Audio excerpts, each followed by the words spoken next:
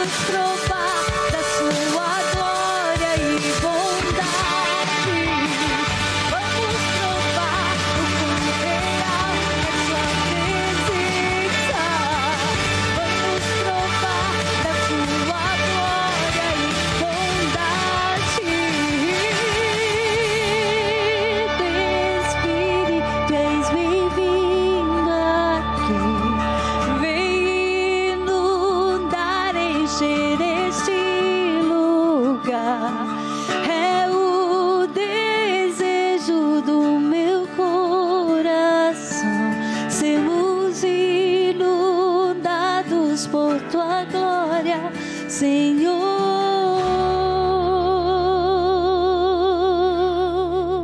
Glória a Deus, aleluia.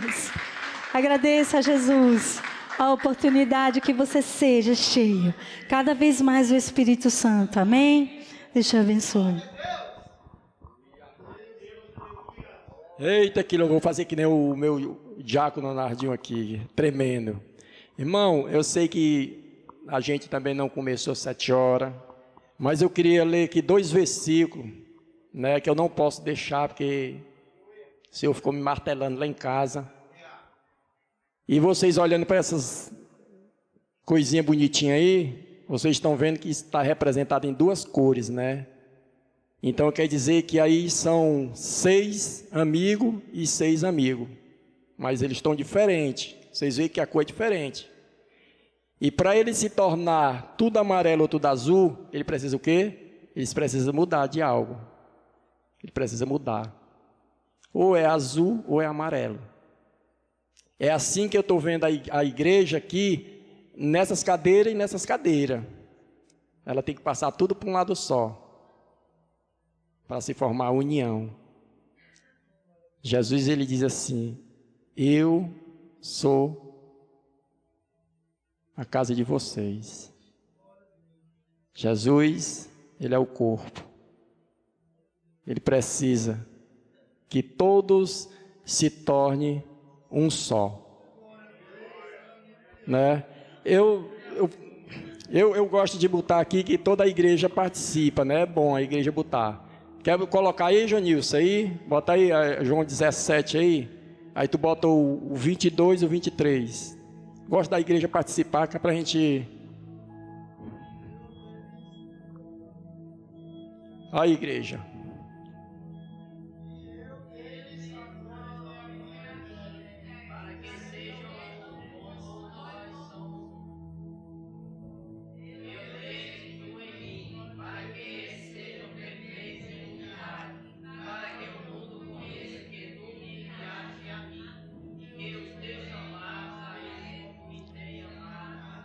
Ele está falando ali, ó, que ele seja, perfeito em unidade, né? Para que o mundo conheça que tu me enviaste a mim. Ele diz a mim, que, os tem, amado, e eles com a mim. Então, é isso aí que Jesus quer. Por que ele quer nós unidos? Para que eles conheçam, para que eles levem. João Paulo com Jurandir, para que ele leve a minha palavra. Jesus aí, quando ele está na sua oração, ali com o Pai, ele está pedindo para mim e para vocês, que nós venhamos se unir, igreja unida. A igreja unida, ela traz coisas boas para nossas vidas. A igreja unida, ela une família, né? Deixa eu ler só aqui para se o Jurandir enxerga aqui, um pouquinho aqui, e já entregar aqui o pregador. Cadê a luz? Vou para cá, viu, meu irmão? Meu irmão, me perdoa aí. Aqui diz assim, como a gente leu esse versículo, diz assim, a união é uma prova do poder de Deus. Ninguém mais consegue unir pessoas completamente diferentes. Torna-la a uma família. Só o amor de Jesus consegue fazer isso. Quando vivemos em união, mostramos o mundo como Jesus é incrível. Está vendo aí o que está dizendo aí? Nós só vamos mostrar que Jesus, ele cura, ele faz milagre, ele salva, se eu e você nós se unir. Mas se nós ficar aí, nessa forma aí, nós vamos ficar só onde ela está. Mas mais tarde vocês vão levar ela e vão refletir. Amém, irmão? Queria chamar aqui o diácono Nardinho para orar pelo pregador.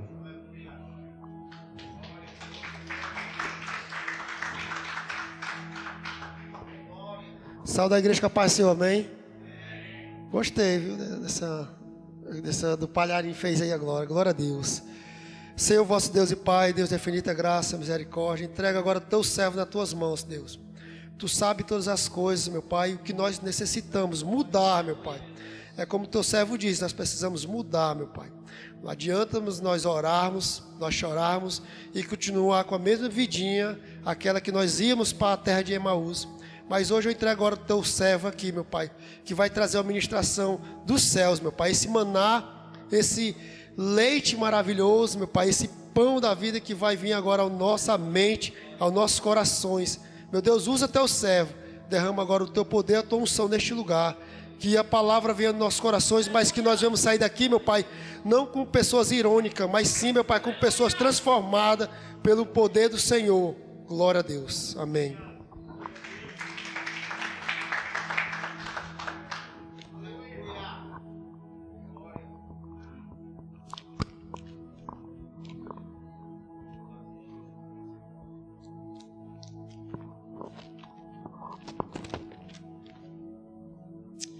Boa noite, cumprimento a igreja com a paz do Senhor, amém? Amém, amados. É tão bom retornar aqui à casa, né? A Assembleia de Deus, o Ministério de Deus é fiel, e é uma honra, né? Queria agradecer também, primeiramente, antes de nós trazermos a palavra, queria agradecer aqui o pastor Marcondes, pastor presidente desta igreja, ao qual já tem me recebido aqui num culto de domingo, e fiquei muito feliz, me senti muito honrado. No nome de Jesus, quero agradecer também aqui o nosso pastor Eduardo, pastor eterno, que deixou aqui a sua obra, a sua missão aqui nessa igreja, a qual eu vim sido convidado para vir num domingo pelo pastor Eduardo, lá na casa da minha sogra. Nós cantamos louvores lá, onde ele ia orar juntamente com a sua esposa e sua família, e lá a gente se encontrava lá na minha sogra. Que meu abraço e que espero que nós vamos encontrar logo, logo na glória. Queria deixar também aqui meu agradecimento ao irmão Jurandir, diácono Jurandir, irmã Nancy, sua esposa, e toda a igreja pela confiança de me receber esta noite aqui. Amém? Queridos, queria que você abrisse a palavra do Senhor no Evangelho de Marcos, capítulo 8, versículo 27. O Evangelho de Marcos, capítulo 8, versículo 27. Louvado seja Deus. Deus é maravilhoso. Glórias a ti, Deus. Todos encontraram? Marcos 8, 27 ao 35. Louvado seja o teu nome. Diz assim a palavra do Senhor.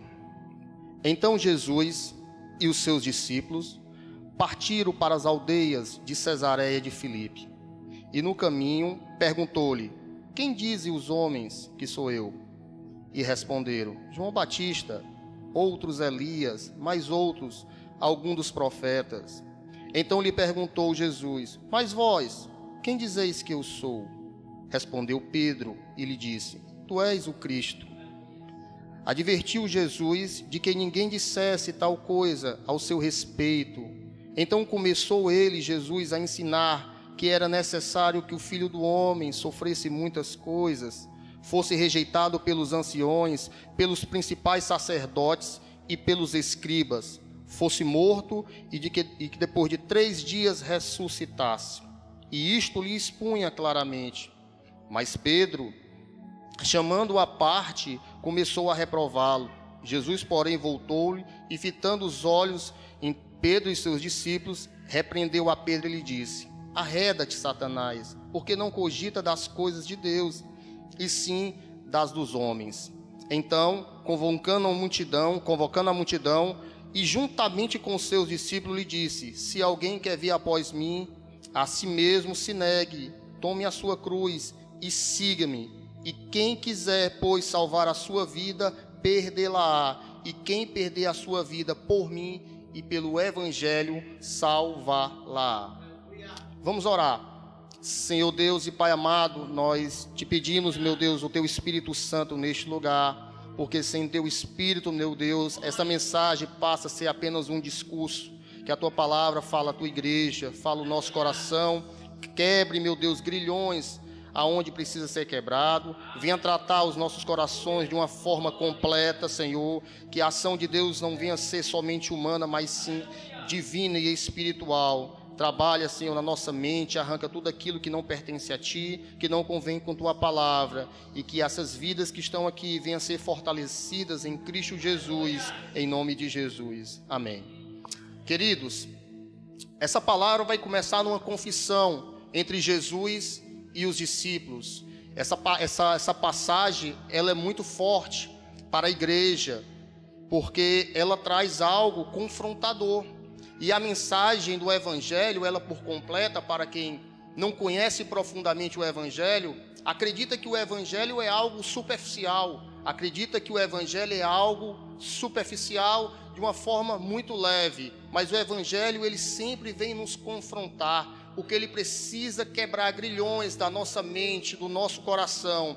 Aqui no início ministerial dos discípulos, a qual Jesus, quando ele foi convocar os 12, ele foi orar a noite inteira. E aí, ele estava aqui no período médio, a qual os discípulos já estavam pregando, já estavam até fazendo alguns milagres. Jesus também estava fazendo alguns milagres. O interessante é que Jesus já vinha da cura de um cego em Betsaida, já tinha sido abordado, antes de chegar esse momento da confissão de Pedro, ele tinha sido abordado pelos fariseus, a qual nós vimos lá em Atos Apóstolos, que os fariseus, os escribas e os saduceus, aqueles que não acreditavam num sobrenatural de Deus, mas estavam em busca constante dos discípulos e em busca constante também de Jesus, ali para confirmar o sobrenatural de um milagre de Jesus e dos discípulos, né? Fala o apóstolo, mas discípulo, que é a mesma coisa.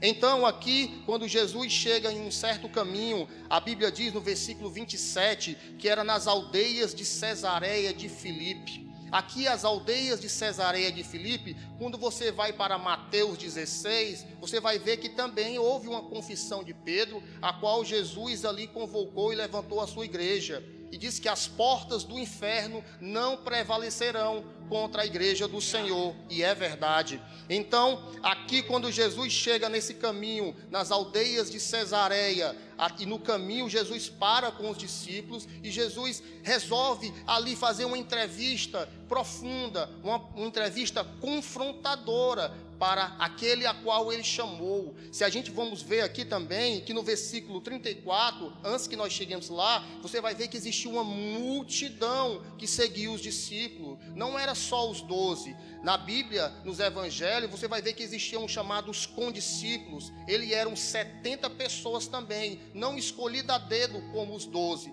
Porém, eram discípulos também que tinham integridade, discípulos também que expulsavam demônios, que chegaram até para Jesus muito contente, dizendo: Senhor, nós expulsamos demônios em teu nome. Jesus, não fique tão alegre, não fique tão feliz, porque também eu vi o diabo cair do céu como um raio. Mas ele diz: mas vocês só expelem demônios, porque o nome de vocês estão arrolado no livro da vida. Amém? No livro da vida só está o nome daqueles que crê, confiam e confessam ao Senhor Jesus. O seu nome permanecerá lá no livro da vida, se você perseverar até o fim. E Marcos 13:13, nós vamos ver na Bíblia que ele vai dizer: aquele que perseverar até o fim, esse sim será salvo. O Evangelho, a gente pensa que nós é só aceitarmos Jesus e está tudo bem, não precisamos mais fazer nada. Era esse Evangelho a qual Jesus parou no caminho das aldeias de Cesareia de Filipe e queria confirmar e escutar da boca dos seus discípulos. Nós não somos um dos 12, mas Jesus nos escolheu para servir e nos encontrarmos eternamente em sua glória. A Bíblia diz lá em João 15:16 que não fomos vós que escolhemos Jesus, mas foi Jesus que nos escolheste para que a gente vá, fazemos o ide e dê muitos frutos. Então, quando Jesus começa a caminhar, ele para e pergunta para os discípulos, pergunta para a multidão que estava seguindo Jesus, porque a multidão também seguia Jesus, uma grande parte seguia Jesus. Jesus, ele designou nos evangelhos que ele mandava de 2 em 2 e de 3 em 3 pregar o evangelho. Assim a igreja de hoje também faz, nunca manda um discípulo ir sozinho. Hoje, quando eu cheguei, a primeira coisa que o diácono Jurandir falou, que o pastor Diogo tinha ido com outro irmão, visitar outro irmão. Ele nunca vai só, ele sempre leva um discípulo, porque assim, na igreja é discípulo levando outro discípulo, é Jesus levando Pedro, Tiago e João para onde ia. Ele tinha aquela intimidade, ele levava aqueles 3, por quê? Porque ele tinha uma intimidade ali profunda. Foi até o fim que Jesus levou, até o Getsemane, Pedro, Tiago e João. E nós devemos estar na caminhada com Jesus. E nessa confissão, Jesus fez a primeira pergunta para os discípulos. E qual foi? Perguntou: quem dizem os homens que sou eu? O interessante é que essa passagem, Jesus chegou para os discípulos e disse: o que é que o povo fala do meu respeito? O que é que o povo fala do que eu faço por aqui em Israel? Aí os discípulos se levantam com toda a ousadia e diz: Senhor, uns dizem que tu és João Batista, aquele que batiza com água para batismo de arrependimento. Aí eles também dizem, outras pessoas, outras multidões em outras aldeias, eles dizem que tu também é Elias, aquele que faz cair fogo do céu, que ora 3 anos e meio, para de chover e depois volta, para a chuva e depois volta ali a chuva. Tu é aquele profeta conhecido, mas também outros dizem que tu é apenas algum dos profetas, aquele que foi enviado por Deus, prega o evangelho e faz algumas curas. Aí Jesus olha para eles e diz: mas vós, quem dizeis que eu sou? É muito forte essa pergunta, porque Jesus vai direto aonde ele queria. Jesus diz: mas vocês, discípulos, o que vocês dizem de mim para esse povo? Jesus, ele queria o exemplo de cada um de vós. Jesus queria o exemplo da igreja. Ele queria saber que tipo de evangelho nós estamos pregando. Jesus, ele não estava preocupado com teologia. Jesus não estava preocupado com grande sabedoria. Jesus queria saber quem era crente. Jesus queria saber quem servia a ele de verdade. E hoje a gente pensa que para servir a Deus, para levar a mensagem do evangelho, eu preciso fazer um PhD em teologia, uma teologia de não sei quantos anos. Não, a igreja já tem esse domínio ensinado pelo próprio Cristo, que Jesus aos 12 anos já estava na igreja, ensinando e aprendendo com os mestres da lei. Então, aqui, os discípulos, eles já tinham visto o mover de Deus na vida dele. Jesus já tinha ido na casa ali da sogra de Pedro e curado ela de uma febre, que ela estava acamada, e ela se levantou e serviu ao Senhor. Aí Pedro se levanta, todo cheio da ousadia, e fala a verdade e diz: Senhor, tu és o Cristo. Aleluia. Jesus, naquele momento, Jesus, com certeza, sem dúvida que biblicamente falando, Jesus disse, ele falou a verdade. Ele reconheceu que eu sou o Senhor. Ele sabe que eu sou o Messias, ele sabe que eu sou o Filho de Deus. Mas aí Jesus, realmente ele disse no versículo 30, os advertiu de que ninguém dissesse tal coisa ao seu respeito. Jesus disse: você me reconhece como o Cristo, você sabe que eu sou Jesus, o Filho de Deus. Agora, eu preciso saber da minha igreja, quando eu for atuar nas aldeias e na cidade, se realmente aquilo que vocês pregam é aquilo que eu vou ouvir.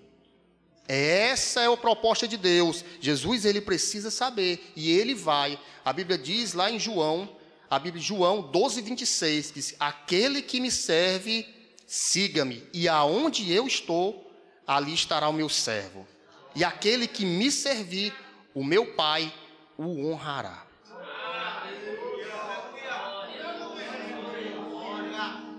O irmão falou aqui em Mateus 18:20, onde está 2 ou 3 reunidos em meu nome, Jesus, eu estarei no meio de vós. É no nome de Jesus que ele está reunido, é nesse lugar que ele está reunido. Às vezes a gente fica querendo buscar mover num canto, fica querendo buscar mover em outro, e a gente acha que o mover está nessas grandes igrejas. Jesus disse: aonde está 2 ou 3 reunidos em meu nome, está no meio de vós. Às vezes a gente despreza a obra de Deus. Despreza a obra de Deus. Louvado seja Deus. Teu nome seja glorificado, Senhor. Nós desprezamos Deus às vezes, achando que a igreja está acabando, achando que a igreja está definhando. E é isso que o inimigo faz.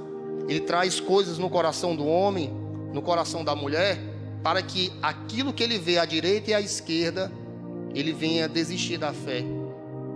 Teve um tempo que eu passei na igreja 7 anos. Hoje eu sou diácono da igreja, me chamo até de pastor, eu recebo no nome de Jesus. Hoje eu sou diácono da igreja, mas precisei até chegar aqui, muitas lutas, muitas batalhas, mas durante 7 anos eu perdi o ministério. Eu nunca desisti da igreja, por mais que eu tivesse desfalecido da fé, eu nunca abandonei as coisas de Deus. Desde quando eu conheci minha esposa em 2008, eu sempre fui da questão da sonorização, sonoplastia, sempre trabalhei na questão teatral, das questões de iluminação e tudo, sempre montava o som cedo e era o último a sair. Em 7 anos eu perdi tempo da minha vida nesse negócio de oba-oba, só vinha à igreja e voltava, não lia a Bíblia, tinha só a Bíblia na mão. E isso aí a gente vai morrendo aos poucos. Aceitei Jesus em 2008 e achei que já era crente.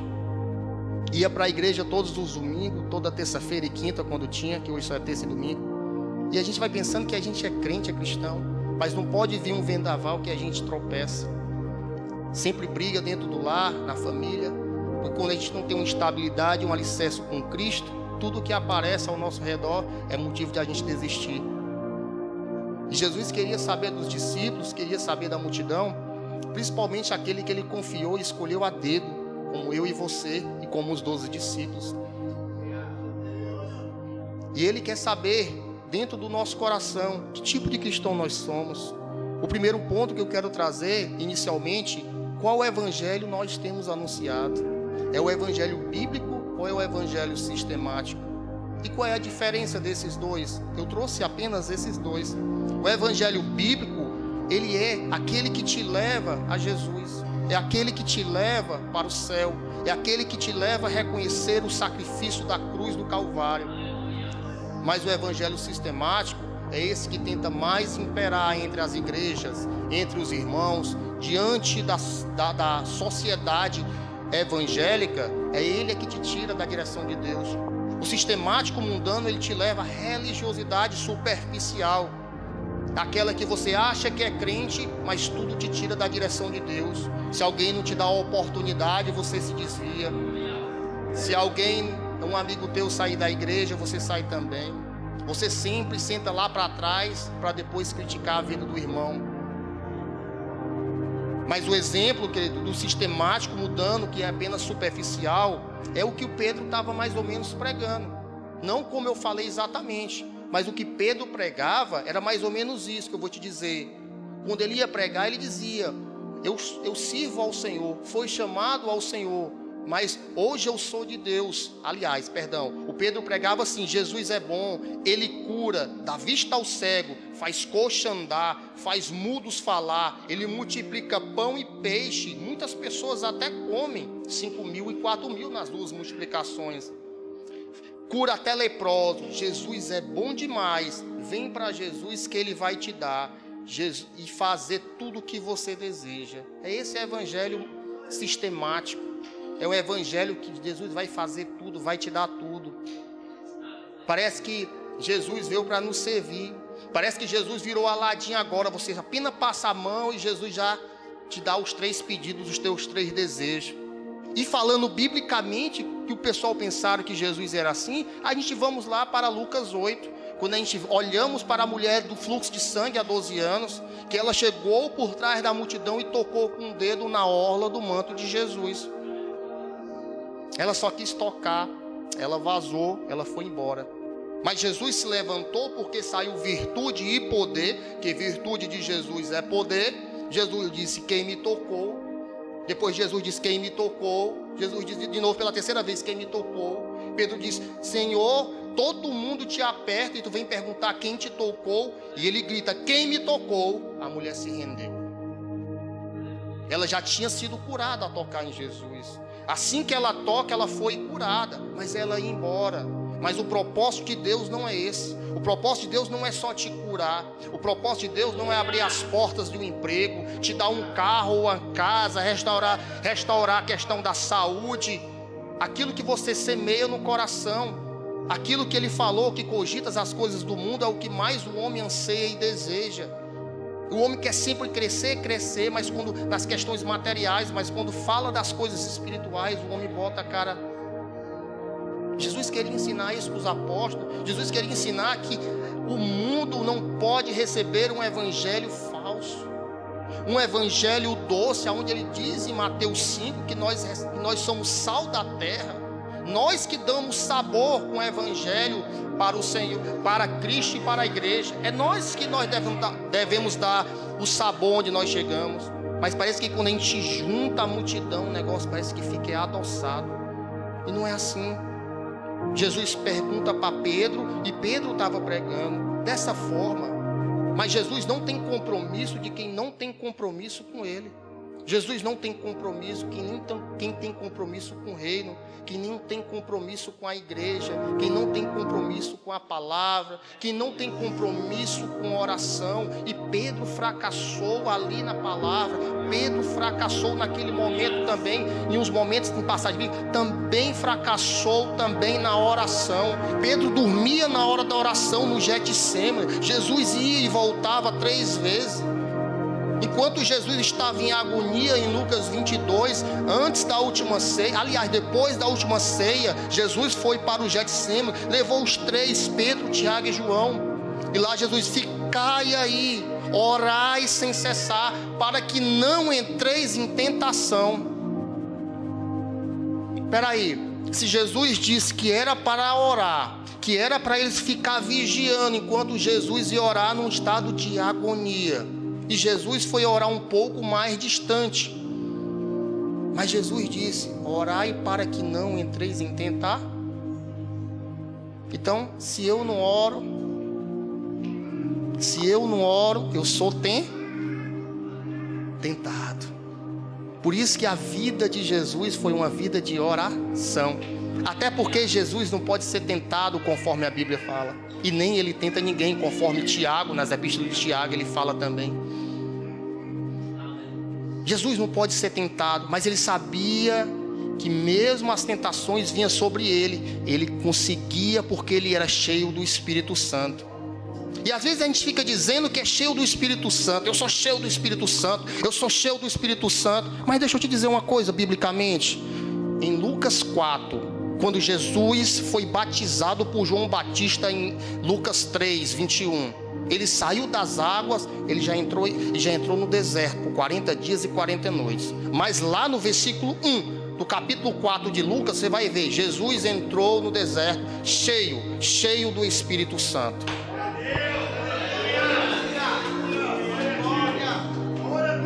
Aí eu pergunto: peraí, se Jesus entrou depois de ser batizado, entrou no deserto para passar 40 dias e 40 noites para ser tentado, nada comeu, para ser tentado, e não disse que nada bebeu, mas disse que nada comeu, não comeu nada, né? Mas com certeza no deserto não tinha água, mas biblicamente, para não ter heresia, ele disse que nada bebeu, mas disse só nada comeu. Então você vai ver que cheio do Espírito Santo ele entrou no deserto e foi tentado 3 vezes.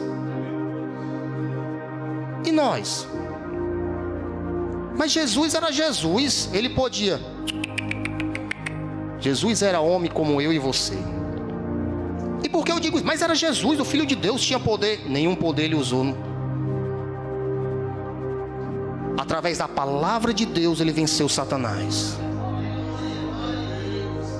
Através da palavra de Deus nós devemos buscar conhecimento. Pedro disse, como falamos de Pedro aqui, lá em Pedro, 2 Pedro 3,18, a Bíblia diz, 1 Pedro 3,18 diz: crescei na graça e no conhecimento do nosso Senhor e Salvador Jesus Cristo. Essa é a verdade. A vida sem oração, nós somos tentados. Nós precisamos orar para não ser tentado. Pedro fracassou no Getsêmani porque não orou. Jesus foi 3 vezes até Pedro, Tiago e João. E a Bíblia diz que os olhos deles estavam pesados. E o que aconteceu quando a pessoa não ora?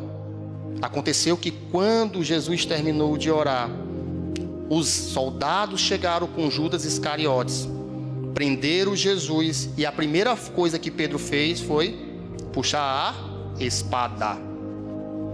E a espada para Deus é a palavra de Deus, é a que confronta o inimigo. Nós estamos usando as armas físicas, como Pedro usou. E quando Pedro puxa a espada, ele corta a orelha de Malco. E o que é que acontece, Israel? O que é que quer dizer isso?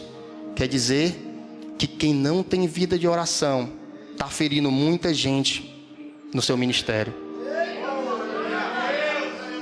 Pedro estava envolvido no ministério de Jesus. Pedro feriu a orelha, cortou. Com certeza Pedro botou para pegar na cabeça, mas pegou na orelha. No escuro, cortou a orelha. E feriu aquele que não era para ferir. Porque Jesus não veio para ferir. Jesus veio para tratar. Jesus veio para curar. Jesus veio para renovar, trazer união familiar, unidade espiritual, unidade congregacional. E que aí, que foi que aconteceu no final? Quando Pedro feria porque não orava, aquele que vivia em oração como Jesus foi lá e tocou na orelha e curou Malco. Aleluia! Deus é maravilhoso. Deus é maravilhoso. É desse jeito, Jesus. Só quem tem vida de oração pode tratar o ferido. Quem não tem vida de oração está ferindo muita gente, seja por calúnia, seja por palavras, seja por difama, seja até por tirar as pessoas da direção de Deus. Mas Jesus, como um homem de oração, ele foi lá e tocou em Malco e disse: eu tenho vida de oração, eu sou homem como você, eu não vim para te ferir, mas eu vim para te curar. Jesus, quando ele fala aqui, na continuação, Jesus fala e advertiu que ninguém, Pedro dissesse, ele disse, nenhum dos discípulos vai dizer nada. Vamos entrar agora na aldeia de Cesareia de Filipe e vocês não vão falar nada. Vocês vão ficar calados e não vão falar nada. Quem vai falar agora sou eu. E eles entraram, e quando ele vai entrando nessa aldeia, o interessante é que Jesus começa a pregar de imediato para aquela multidão que ia chegando, porque Jesus já era bem falado nas aldeias, Jesus era bem falado nas cidades, em vários ali lugares em Israel, porque os discípulos estavam ali levando o evangelho, e pessoas que eram curadas, ali saradas, eles iam testemunhando aquilo que Jesus fez. E é isso que é o propósito de Deus. Como eu falei agora, não precisa às vezes conhecer muito não, mas o testemunho da sua salvação, aquilo que Deus te tirou do buraco, te tirou do vale e te levantou como servo de Deus, é o maior testemunho que você possa pregar aí em qualquer lugar. Esse testemunho é um testemunho que vai salvar muita vida, porque é um testemunho que tem verdade. As pessoas sentem quando você fala a verdade. As pessoas sentem também quando as pessoas são hipócritas. Jesus, ele via no coração dos fariseus hipocrisia, mas ele conhecia quem tinha um coração cheio de Deus, cheio da graça, cheio do amor de Deus. O evangelho, ele é muito lindo, ele é muito maravilhoso, mas nós temos que submeter à vontade do Senhor.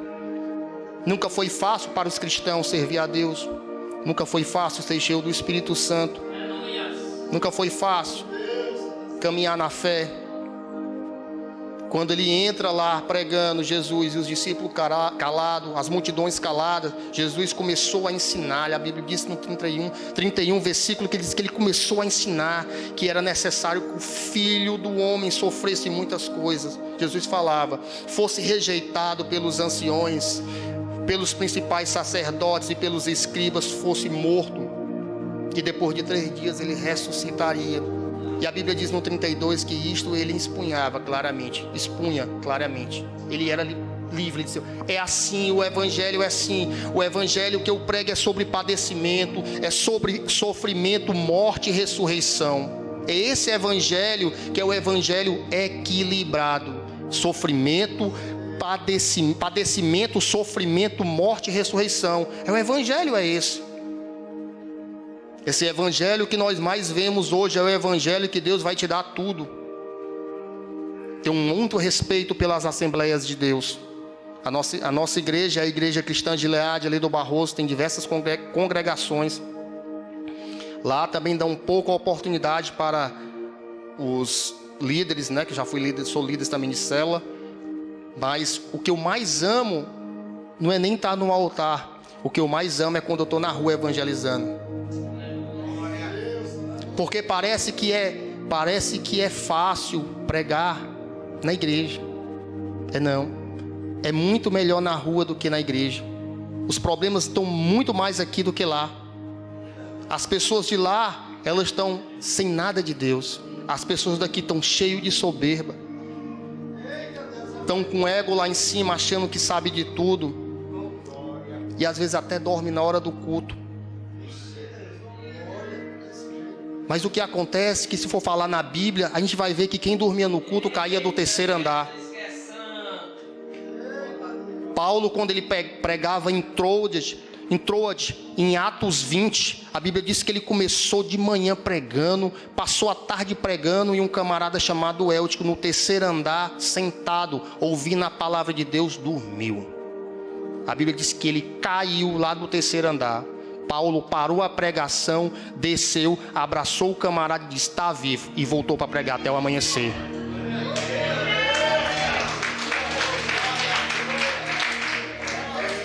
Só quem ama a Jesus, só quem valoriza a palavra de Deus, conhece e reconhece o valor do sacrifício da cruz do Calvário. Conhece o valor do sacrifício de Jesus na cruz. Se você não reconhece o sacrifício de Jesus na cruz, você está vazio de Deus. Quando Jesus entra para pregar, ele começa a pregar, a Bíblia diz que Pedro chama Jesus à parte. Ele diz: Senhor, vem cá, Jesus.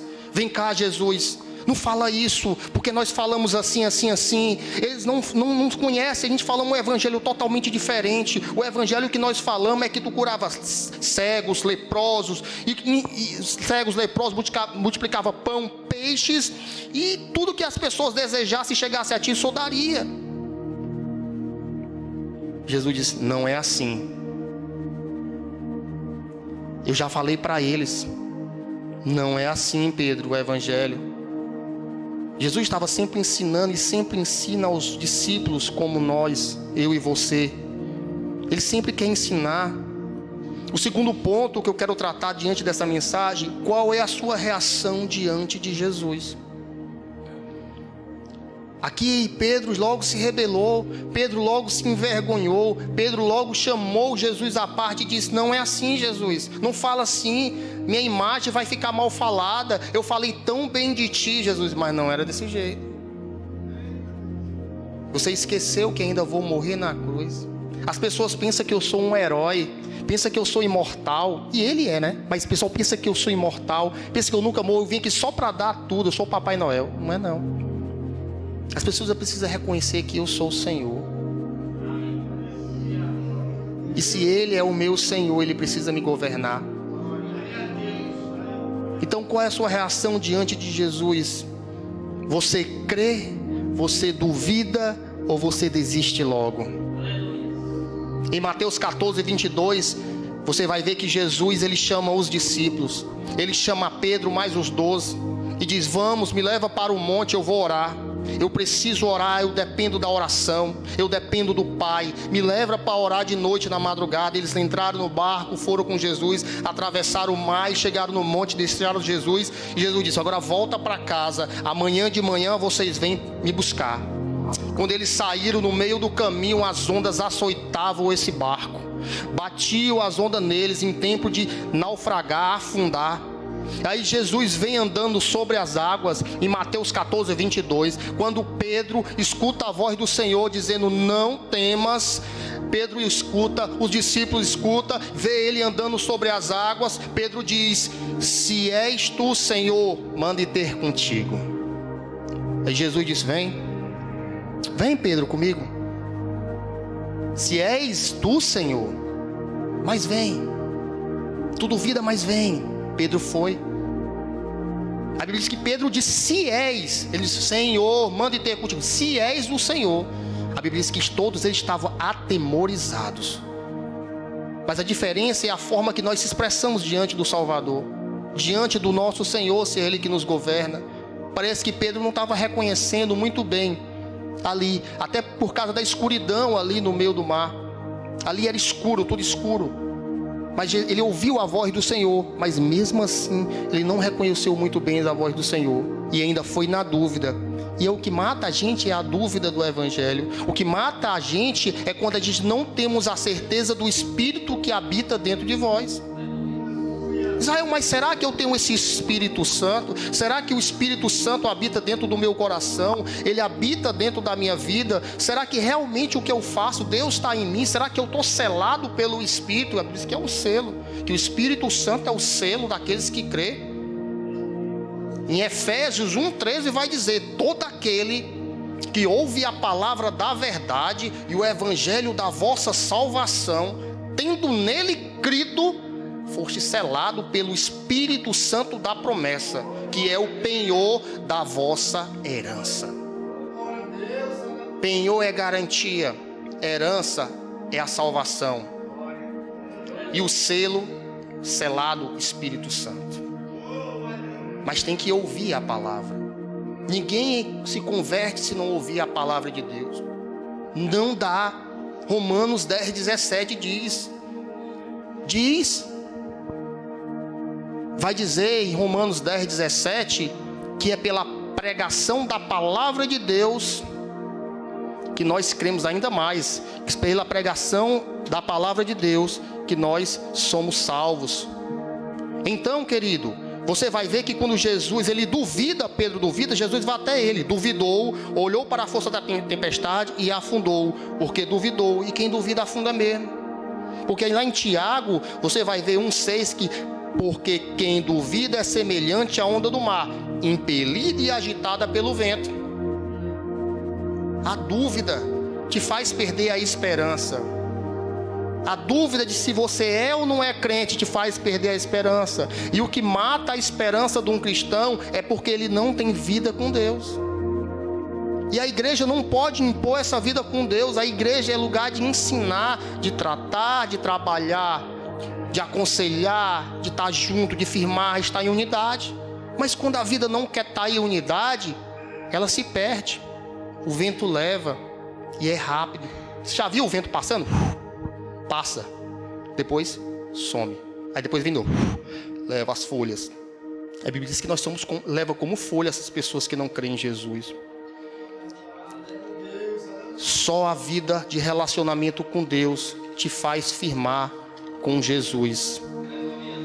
Em Lucas 5, Pedro, em vez de fazer o ide do Senhor, na pesca maravilhosa, você vai ver que era Pedro, Tiago e João. Jesus chamou, fez a sua chamada em Mateus 4:18, ele chama Pedro, ele chama André. Em 4:21, ele vai chamar, em Mateus 4:20, ele chama lá João e chama ali Tiago.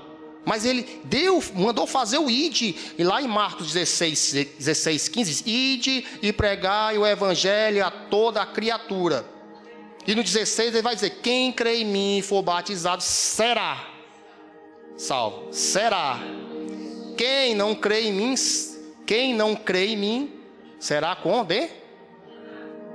Espera aí, será é uma condição. Ele não está salvo. Condição. Porque o evangelho é como a gente falou no início, tem que perseverar até o fim para receber a coroa da vida. Então, lá onde era para Pedro ir fazer o ide com Tiago e João, eles estavam, quando Jesus chegou à beira da praia com a multidão, evangelizando, pregando o seu amor. Eles estavam aonde? Pescando. Aliás, a Bíblia diz que eles estavam lavando as redes. Passaram a noite tentando pegar peixe. E a Bíblia diz que nada apanharam. É isso que acontece quando Jesus te chama para servir a Ele, te chama para fazer a obra, te chama para levar o Evangelho, te chama para servir um copo d'água com a irmã aqui, te chama para trabalhar no louvor, te chama para evangelizar, te chama para ficar na porta, te chama para limpar a igreja, te chama para o que for. Não pense que aquela voz que você ouve através da palavra e aquele espírito que fala a tua mente e o teu coração é de Deus. Não é em vão. Não pense que o mínimo que você faça na igreja, você não vai ter recompensa. Tem. A Bíblia diz, eu não estou lembrado do versículo, mas a Bíblia diz, o apóstolo Paulo falou, que até aquele que serve um copo d'água e não nega, tem galardão no céu. Louvado seja Deus. Se a gente temos recompensa por um copo d'água, imagine aqueles que servem de corpo, de alma, de espírito, com a família. Paulo fala disso em 1 Coríntios 3, que o galardão vai ser ouro, prata e pedras preciosas. E aqueles que não têm galardão vai ser palha, feno e madeira. O galardão é uma recompensa daqueles que servem ao Senhor. Pedro foi fazer aquilo que Jesus não mandou. E quando o discípulo vai fazer como Pedro já estava lavando as redes, e quando Jesus chega, ele já estava ali desistindo de tudo, lavando as redes, já ia embora, não pegou nada. É o que acontece quando o servo de Deus não serve ao Senhor com integridade.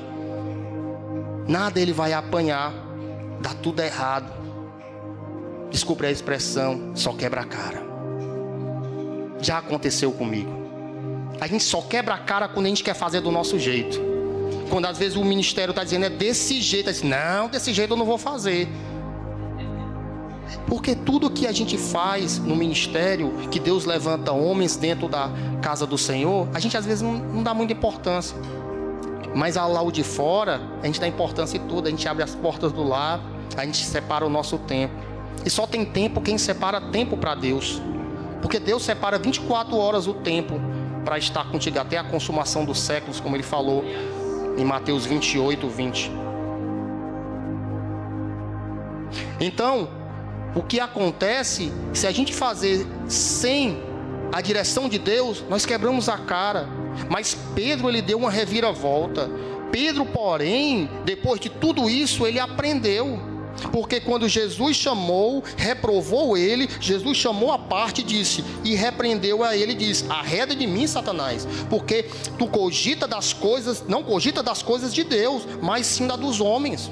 Jesus disse, precisamos separar o que é do homem e o que é de Deus. E a gente às vezes não separa, a gente está muito carnal, às vezes na igreja a gente está carnal, por quê? Porque quem não tem vida de oração, até aqueles que têm, o diabo tenta, porque tentou Jesus, cheio do Espírito Santo, não vai tentar eu e você. Aí diz, eu estou cheio do Espírito Santo, ninguém me tenta. Jesus foi tentado cheio do Espírito Santo, mas depois que ele foi tentado e resistiu ao diabo, a Bíblia diz que ele venceu, os anjos vieram, o serviram, e a Bíblia diz que ele saiu cheio do poder de Deus. Peraí, se Jesus entrou cheio do Espírito, venceu com a palavra de Deus e depois saiu com o poder, então significa que cheio do Espírito Santo não é totalmente o poder. Porque depois que ele saiu, ele foi aprovado. É Deus, agora eu vou te dar o pai disse, agora eu vou te dar o poder. Aí ele saiu, evangelizando em Nazaré. Primeiro você se enche, depois vem o poder, depois da aprovação. Não queira achar que está cheio do Espírito Santo, já está cheio de poder. Jesus entrou no deserto cheio do Espírito, mas quando ele venceu, ele foi aprovado, ele saiu cheio do poder. É por isso que muitos caem, porque acham que estão cheios do Espírito Santo e acham que são cheios do Espírito Santo. Eu estou cheio do Espírito Santo, nada me abala. Mentira. Não confie. O inimigo, ele sabe as brechas onde pegar. E nós somos falhos. Porém, Pedro, ele aprendeu depois de tudo isso. Ele foi o apóstolo que mais fez milagre dos 12 discípulos. Pedro, ele é comparado ao apóstolo Paulo, onde fez muitos milagres. E depois disso, depois que Pedro aprendeu, é aqui no Marcos 8,34, quando Jesus convoca a multidão e bota todos reunidos e diz, se alguém quer vir após mim, negue a si mesmo, tome a sua cruz e me siga. Pedro aprendeu, agora eu vou seguir. Agora eu vou seguir. Agora eu vou conhecer Jesus. ele acatou a repreensão. E muita gente às vezes não acata a repreensão do diácono, do pastor, do líder, não recebe conselho do irmão que é mais experiente em vida com Deus, da irmã de oração, da irmã que é conselheira, do irmão às vezes que está na porta, e às vezes o irmão, porque até na nossa igreja, quando a gente às vezes estou lá na porta, que a gente tem esse papel de estar na porta para receber o casal, tem irmão que você quer da igreja há tempo, há mais de 10 anos, você é da parte do seu irmão, passa direto. É verdade. E a gente fica sentido por dentro, porque a gente conhece aquele irmão de tanto tempo, e às vezes, toda vez que está na porta, você fala com o irmão, e a gente nunca teve nada com o irmão. Mas não é falar mal da igreja, assim, que tipo de Deus você vem cultuar na igreja? Porque a gente pensa que se encher do Espírito é dentro da igreja. A gente enche em casa e transborda na igreja. Nós somos vasos do Senhor, conforme Jeremias, lá, Jeremias 18 falou. Quando Deus falou para Jeremias ir lá, descer lá no oleiro, ele foi. Mas o problema é que a gente entende a mensagem errada. Foi ali o que aconteceu, foi o vaso que quebrou na mão do oleiro. Não foi o oleiro que quebrou o vaso. E nós somos o quê? Vaso. É o vaso que quebra na mão do oleiro. O oleiro nunca quebra o vaso. É ele que molda com as suas mãos. É ele que molda com os seus dedos. É a sua mão que protege o vaso. E a mesma mão que molda é a mesma mão que enche. É a mesma mão que guarda. E tem uns vasos murmurador que ainda diz assim: eu estou cheio de Deus, eu sou vaso de Deus, mas eu estou todo quebrado. Aí entra o adorador e diz: eu estou todo quebrado, mas eu estou na mão de Deus e não desisto. Aleluia. Esse é o vaso adorador. Esse é o vaso adorador. Louvado seja Deus. Quem é vaso precisa saber qual é o seu lugar. Quem é vaso precisa reconhecer quem é que te molda, quem é que trabalha na tua vida todos os dias. E quando nós falamos de Pedro, como falamos agora, depois que ele aprendeu a levar a cruz, está atrás de Jesus e carregar a cruz, ele sabe, agora eu aprendi. Os discípulos aprenderam. E Pedro foi um grande homem de Deus. E o que foi que Pedro fez depois que ele aprendeu? Independente que a gente sabemos que Pedro negou Jesus. Quando Jesus foi preso e foi levado à cruz, ele negou Jesus 3 vezes. Mas Jesus disse: tu me negarás 3 vezes antes que o galo cante. Depois que o galo cantar. O galo cantou 2, Pedro negou 3. Diz que não conhecia Jesus, não conhecia esse homem, nem sabe quem é. Mas a Bíblia diz que Pedro chorou amargamente depois de negar Jesus. Pedro perdeu para o galo. Jesus disse que o galo ia cantar, cantou. Diz que Pedro ia negar, e Pedro não foi fiel. O galo foi fiel, mas Pedro não foi fiel. A gente precisa entender que depois da transformação de Pedro, ele fez grandes coisas. Depois que em Atos 1 Jesus subiu aos céus, Pedro era um daqueles que estava sempre à frente. E foi ensinamento através desse duro sermão, que muitas vezes a gente achamos que é duro para a nossa vida, mas é um tratar de Deus para a nossa alma. É um tratar de Deus para a nossa mente. Você vai lá em João, você entra lá em João, quando Jesus diz que eu sou o pão da vida, João 6,35, em João 6,58 ele vai dizer que ele é a palavra de Deus, e quem comer desta palavra viverá eternamente. Diz que ele é o pão do céu, mas o povo só procurava Jesus para comer o pão que perecia a vossa alma. E Jesus mandava ele procurar o pão que era Cristo Jesus, aquele que levava para a eternidade. O interessante é que lá o próprio Pedro e os discípulos receberam em João 6,68 um sermão muito duro de Jesus. Jesus disse: vocês têm que se alimentar todo dia dessa palavra. Vocês têm que se alimentar verdadeiramente, porque se vocês não se alimentar, a sua alma vai morrer. Porque a palavra de Deus é o alimento diário, todos os dias. Às vezes eu não sei muito, eu não sei evangelizar. O pouco que você sabe é muito para quem não sabe de nada. É muito para quem não sabe de nada. E a gente treme, eu falo com minha esposa, falta 10 minutos. A gente treme que quando a gente chega aqui, A gente fica temeroso. Eu passei a semana lendo essa mensagem e Deus está mudando a direção em algumas curvas aqui, porque é o Espírito Santo que muda. Ele começa a trazer. Mas eu confesso para você, do tanto que eu sabia, eu esqueci tudo. Esqueci tudo. Eu achei isso aqui vai ser muito rápido. 20 minutos, 15 minutos eu termino essa mensagem. E falta 10 minutos para dar 8 horas. 9 horas. Então é isso. Mas Pedro, ele reconheceu. Mas Pedro, ele só foi transformado, sabe por quê? Como servo de Deus. Porque quando ele negou Jesus, ele chorou amargamente. E ali ele se arrependeu. Independente que a Bíblia não diga que ele não se arrependeu. Mas você vai ver que ele se arrependeu porque ele voltou para Gali. Judas, quando traiu, ele voltou para Galiléia? Não. Ele foi se suicidar. Existia ainda um espírito ainda dentro de Pedro que ainda reinava no seu coração. Pedro negou Jesus por medo. E muitas vezes a gente nega Jesus aí diante da sociedade, até de se defender, né? Como servo de Deus, às vezes tem vergonha. E a gente nega a Cristo às vezes. É por isso que a gente precisa da misericórdia de Deus. E às vezes a gente nega Jesus às vezes por tão pouco, às vezes até menos que Judas por 30 moedas. Isso desagrada tão a Deus, que a Bíblia diz lá em Gálatas 6,17, lá no livro, não estou lembrado agora, daqui a pouco eu lembro, mas a Bíblia diz que não entristeçais o Espírito de Deus. Não entristeçais o Espírito de Deus. Não entristeçais. Quando Pedro ele se arrependeu e voltou para Galiléia, você vai ver que o arrependimento dele, o próprio Cristo Jesus, quando ressuscitou, quando Maria, irmã de Jesus, Maria Salomé, e Maria Madalena foram lá para o túmulo, para o sepulcro de Jesus, se encontraram com o anjo, e depois se encontraram com Jesus. Ele diz, avisa para os discípulos e a Pedro, Marcos 16, 7, depois vocês olham lá, Marcos 16, avisa para os discípulos e a Pedro que me encontrarei com ele lá, porque Jesus já tinha falado, quando ele ressuscitasse, ele retornaria para Galiléia. Pedro voltou, Judas não. E o interessante é que quando Jesus chega lá, a primeira coisa que Jesus fala, o que é? Paz seja convosco. Depois, paz seja convosco. Paz seja convosco. Depois disso aí, Jesus subiu aos céus em Atos 1.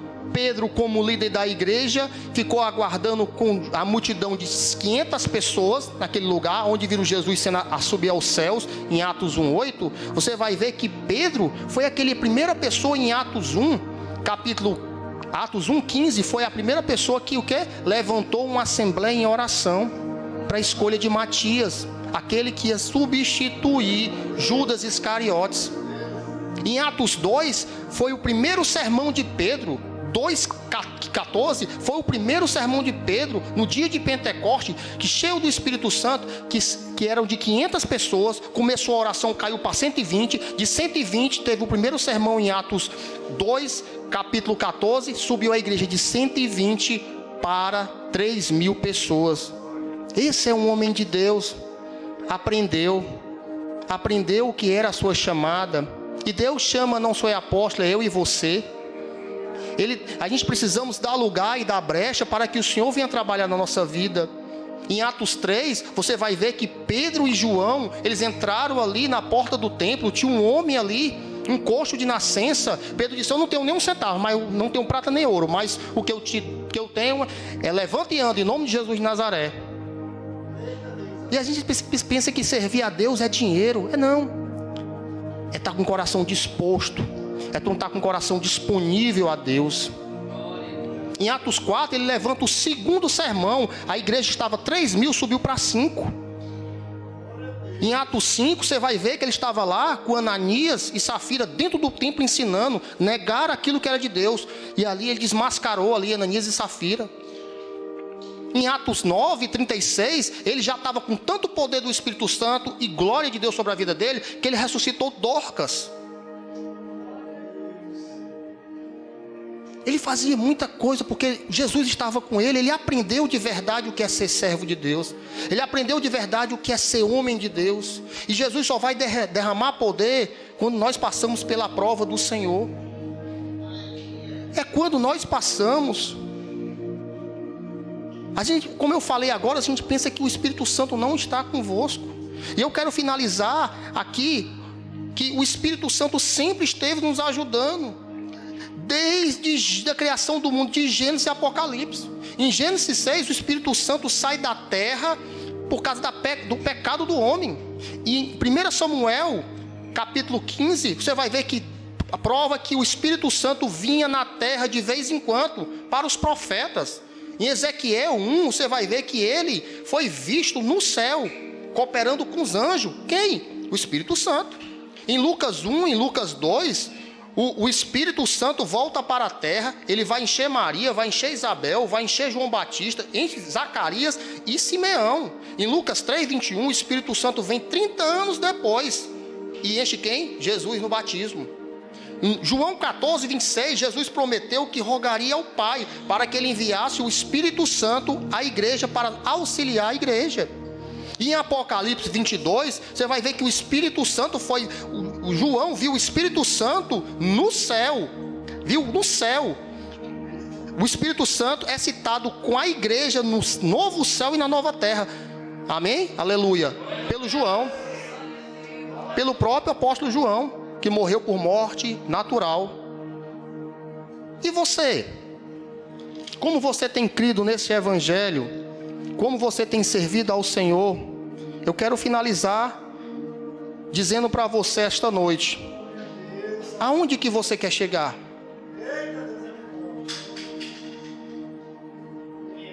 Aonde você parou no seu ministério? Por que você parou? Por que você desistiu? Ou está pensando em desistir da obra de Deus? Porque muitos saíram? Porque muitos falaram mal? Porque muitos se esfriaram? Mas uma coisa eu te digo: Deus não desistiu de você. Jesus não desistiu de você. Você pode me dizer hoje, a igreja tem problemas.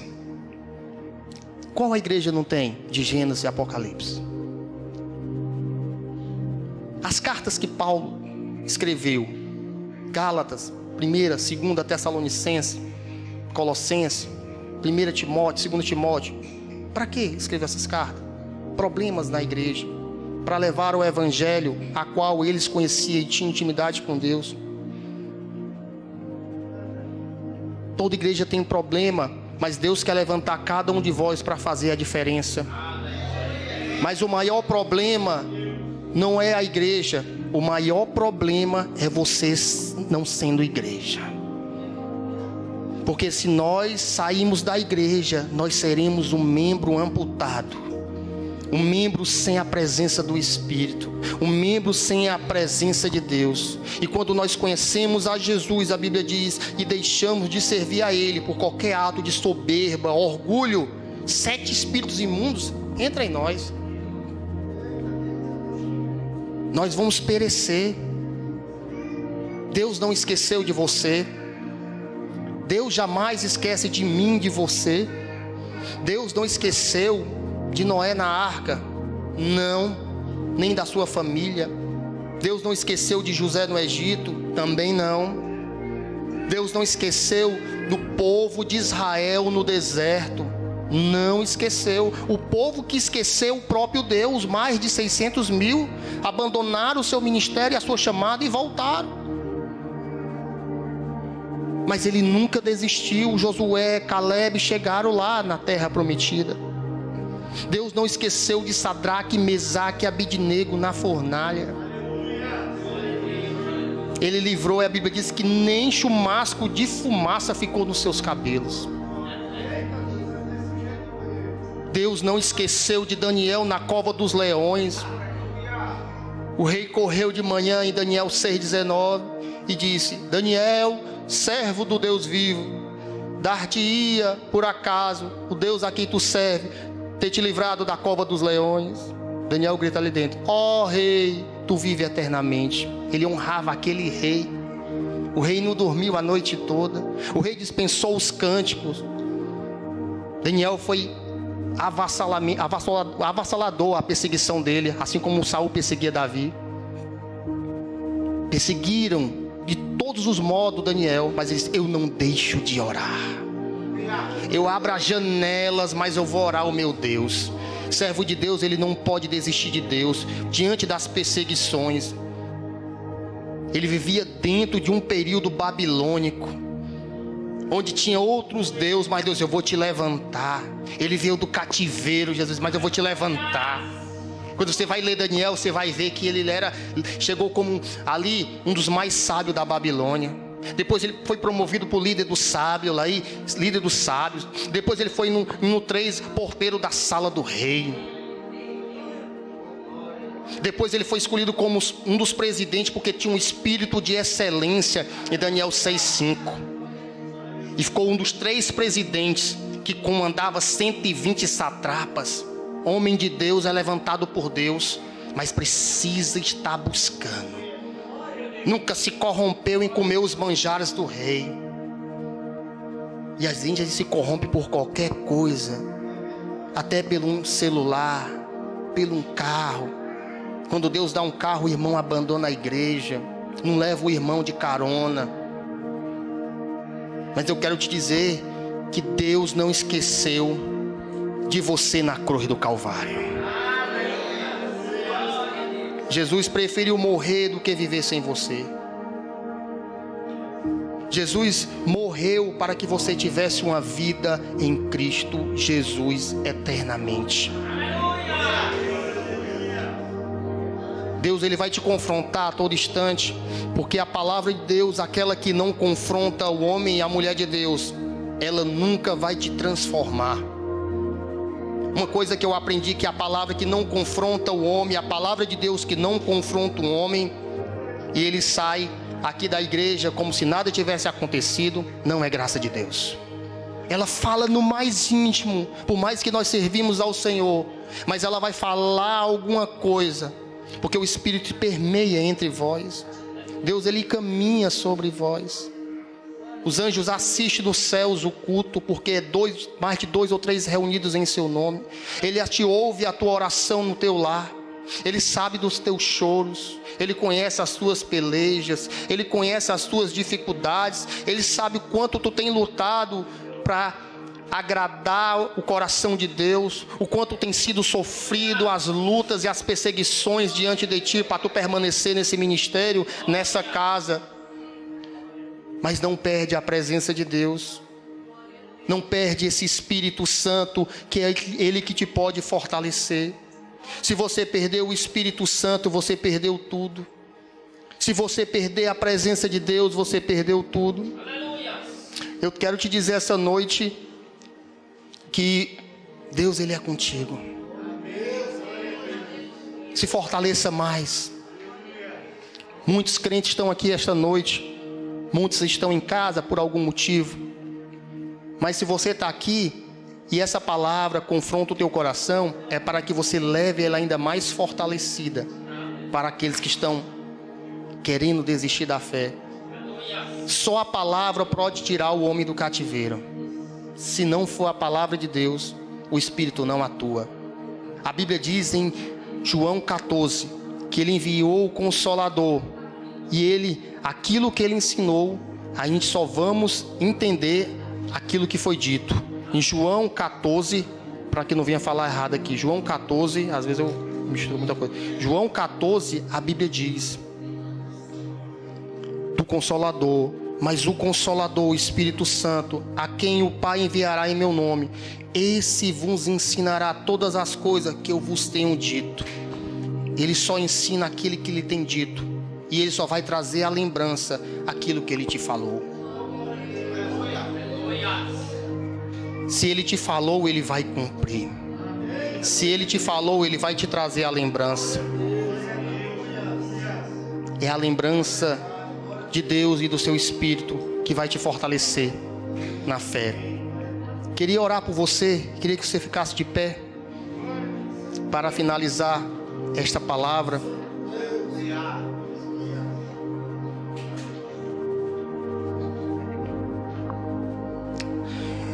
queria orar por você. Curve a sua cabeça, feche os seus olhos.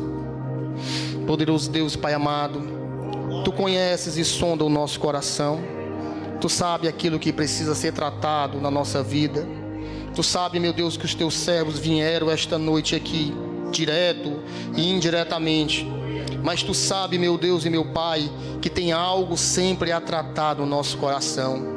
Por mais que nós estamos cheios do Espírito, por mais que a Tua presença esteja transbordando entre nós, mas nós somos fracos e pequenos.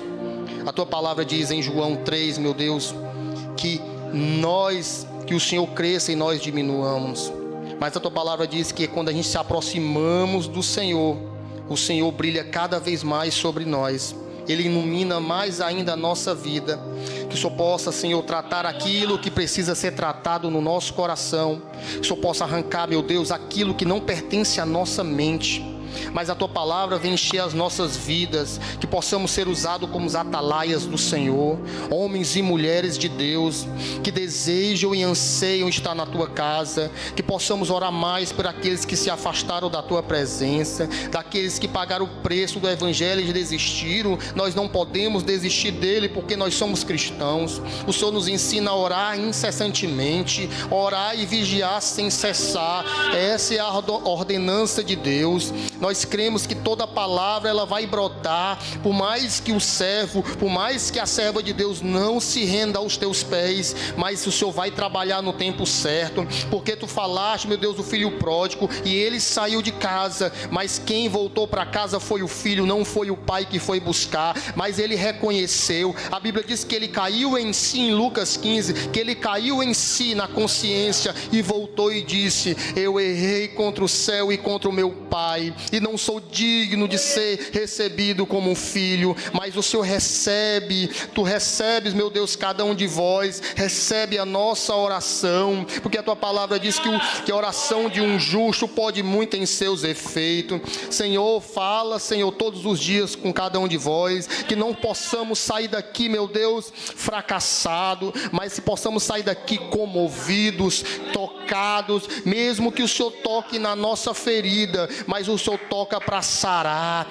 o Senhor toca para mexer naquilo que a gente temos dentro de nós, que precisa ser tratado, que precisa ser trabalhado. Senhor, tira todo o ego do nosso coração, tira toda a soberba, tira toda, Senhor, tudo aquilo que não Te agrada, tudo aquilo que não convém com o Evangelho, tudo que não convém com Tua casa, Senhor. Mas levanta esses homens e essas mulheres como homens de Deus, que eles tenham sede da Tua palavra, que eles tenham sede de evangelizar, que eles tenham sede de Te buscar, que eles venham, meu Deus, se comprometer cada dia mais em fé, em santidade, em consagração, com espírito renovado, que o Senhor possa revestir ele da couraça da justiça, no capacete da salvação, da espada do Espírito, do escudo da fé contra os dardos inflamados do maligno. Mas o Senhor revista ele com a sandália da preparação do Evangelho da paz, e que eles possam, meu Deus, levar a mensagem de Deus, da calçada dessa Tua casa, meu Deus, até o seu lar, até nos seus vizinhos, no seu trabalho, no colégio, e que eles não venham Te envergonhar, que nada venha abater os Teus filhos,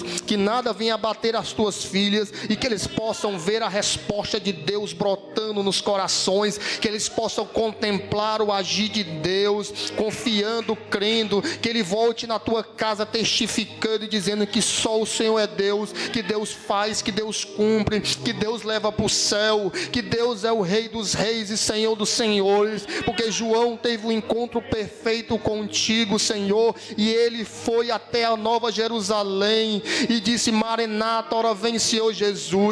Ele viu, ele crê e ele sabe, meu Deus, que tem algo preparado, Senhor, para cada um de vós, que possamos receber a coroa, Senhor, da vida, que possamos levar a mensagem do Evangelho com autenticidade, com compromisso e responsabilidade, mas que o Senhor possa, meu meu Deus, afastar todo mal, todo perigo, toda inveja, todo mal olhado, toda seta maligna, todo mau pensamento contra nossas vidas, toda mal palavra, tudo aquilo que tenta bater e abalar os teus servos, sejam repreendidos no nome de Jesus, e que a graça de Deus fortaleça, que eu possa, meu Deus, um dia voltar neste lugar e contemplar aquilo que tu vai fazer no coração deles, que eles vão evangelizar, que vidas vai encher esse lugar, para que o teu nome venha a ser exaltado, para que tudo cresça, meu Deus, conforme a tua vontade, que homens sejam levantados nesse lugar como obreiros de Deus, assim como tu tem levantado a vida também, meu Deus, aqui do pastor Diogo, levanta ele nesse lugar, tira todo o medo, dá ousadia, dá vigor, dá coragem, Senhor. Nós pedimos pela vida aqui da família do pastor Eduardo, que o Senhor possa trazer paz no coração deles, que o Senhor possa trazer refrigério, que o Senhor possa, meu Deus, trazer, Senhor, cada dia uma mudança renovada, porque eu creio nesse teu Espírito Santo, que é um Deus que fala, é um Deus que intimida, Senhor, é um Deus que confronta ainda, Senhor, porque tem pessoas que te amam, pessoas que são verdadeiras, que vivem na verdade, que andam na verdade, que falam, semeiam, pregam e valorizam a verdade, Senhor. Em nome de Jesus, fala esta família, traz de volta para a tua casa, porque nós cremos no poder e no agir de Deus, e que as nossas palavras venham se cumprir conforme o teu coração, porque nós dependemos de ti em toda oração, porque se não for o teu Espírito Santo, nada somos. A tua palavra diz lá em João, capítulo 15, 5, sem mim nada podemos fazer, sem ti nada podemos fazer, meu Deus, sem ti nada podemos fazer. É a tua misericórdia que nos levanta, que nos guarda e nos leva, Senhor, para a tua presença. Abençoa cada vida que está essa noite, e que essas vidas vão receber mais de ti, e que não venham, Senhor, que venham, aliás, Senhor, testemunhar neste altar as maravilhas que Deus vai fazer, Senhor, em nome de Jesus Cristo. Amém. Glória a Deus. Chamar o pastor, o Jurandir ou o pastor Diogo? Jurandir. Amém. Obrigado.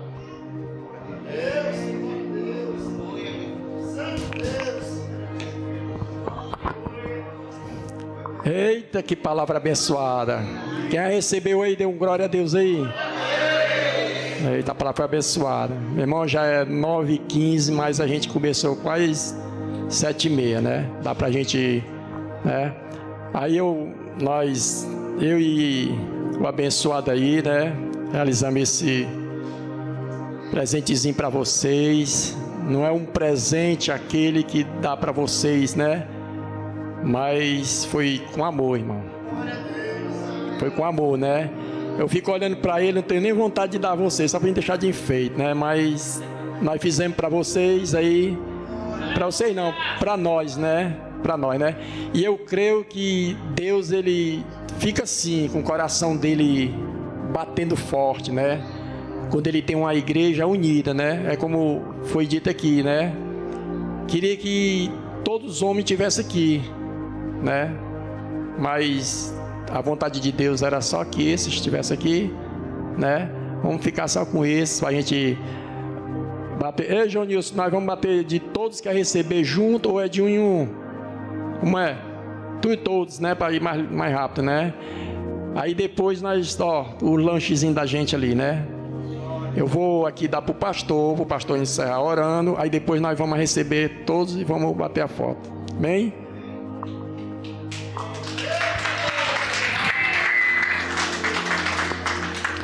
Amém, irmãos. Glória a Deus. Já agradecendo Israel que atendeu o nosso pedido, né? Pedido do Jurandir. E está vindo ministrar a palavra do Senhor. Que Deus abençoe a tua vida, a tua família, certo? Que Deus abençoe o teu ministério, né? O teu caminhar com Cristo, né? E esse povo aqui, Israel, aceitou o desafio, né? Porque após o luto que a igreja vivenciou, esse povo continuou de pé, entendeu o projeto, né? Guardou o legado do nosso pastor no coração e estamos avançando. Falei para eles que ninguém avança só, né? Se nós nos unirmos, na reunião que nós tivemos aqui, nós conseguimos avançar, um fortalecendo ao outro, né? Um levando uma palavra ao outro coração, e assim nós prosseguiremos, né? Nós temos que enxergar como Jesus enxerga. Jesus não enxerga o agora.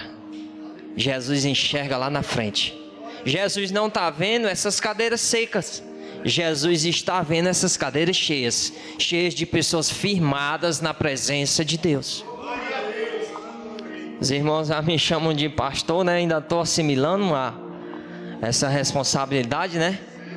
Porque a responsabilidade é grande, irmãos. E eu estava falando até para Israel, eu ainda não entendi o mistério, mas Deus já entendeu, já sabe. Se Deus entendeu e já sabe, vamos prosseguir, vamos para frente. Então vamos orar para encerrar. Obrigado mesmo a todos os irmãos, Jurandir, João Paulo, que preparou as lembrancinhas, os irmãos que trouxeram o alimento, né? O alimento para o nosso ser físico, abençoe também, né? E o projeto de Deus é esse, irmãos. Unidade, é união, é confiança, é fé, é determinação, é aceitando não a correção do homem, mas a correção de Deus. A correção de Deus traz em nós uma reflexão, um entendimento melhor, a visão amplia, né? Nós não ficamos com a visão só aqui, quando Deus nos corrige, a visão já enxerga lá longe, como a água enxerga, e assim é a caminhada com Cristo. Deus, nós te agradecemos, Senhor. Tudo aqui foi realizado para ti, Senhor. Tudo é teu, meu Pai. Tudo que nos pertence é teu, Senhor. Se chegou nas nossas mãos, é para ti, Senhor. Então tu és um Deus maravilhoso, meu Pai. Tu és um Deus fiel. A cada dia eu estou vendo aqui tu nos honrando, tu colocando nós na direção certa, num caminho verdadeiro. Tu está aplanando a nossa caminhada contigo. Tu está, Pai querido e Pai amado, colocando, realizando as nossas veredas para que ela continue no caminho certo e na direção certa contigo. Abençoa o teu filho Israel. Obrigado por ele ter atendido esse chamado, Senhor, de estar aqui hoje, meu Pai, anunciando uma palavra ao nosso coração, nos dando aqui direção, como nós devemos nos comportar diante da tua presença, as realizações que tu irás fazer no meio desta casa, no meio desta igreja, no meio dos irmãos, Senhor, porque aqui nós temos que ser em um só. Quando nós somos membro do corpo e o outro membro está com dificuldade, quando nós lançamos a palavra, esse outro membro comece a funcionar da forma que tu queres, a igreja avança, a igreja realiza, a igreja prospera, a igreja fica de pé, a igreja realiza em teu nome, Jesus. Obrigado por esta palavra. Abençoa o teu filho, Senhor, a sua família. Seja com ele, meu Deus. Se o teu ministério é palavra, se o teu ministério é ele anunciar o teu evangelho, seja com ele, meu Pai, aonde ele for, junto com a sua família. Abençoa os irmãos que estiveram aqui, aqueles, meu Pai, que a mensagem está sendo gravada ou está ao vivo, eu ainda não sei, meu Pai, também alcança esses corações, porque esses corações também te pertencem, e a tua palavra, meu Pai, como ela diz, é como uma marreta que esmiuça a penha, uma das pedras mais duras, e a tua palavra tem o poder de quebrar, de transformar, de salvar e de libertar aquele que ainda é duro, aquele que ainda não entendeu, aquele que ainda não chegou na tua presença. A tua palavra tem esse poder. Então, Pai, abençoamos também o alimento que está ali. Abençoa, supra a necessidade dos teus filhos. Tu conheces, sabe a realidade de cada um. Seja com eles, meu Pai. Então, Pai, nós terminamos esse culto apresentando desde o início da oração inicial até agora para Ti, Senhor. Ligamos aos céus, porque a Tua palavra diz: tudo que é ligado na terra tem que ser ligado aos céus. Ligamos os céus nesse momento. E que o amor de Deus, a graça salvadora do Senhor Jesus Cristo, a doce presença do Espírito Santo, Senhor, repouse, Pai, na vida do meu irmão, desde agora e para todo sempre. Se você crê, diga amém. Glória a Deus.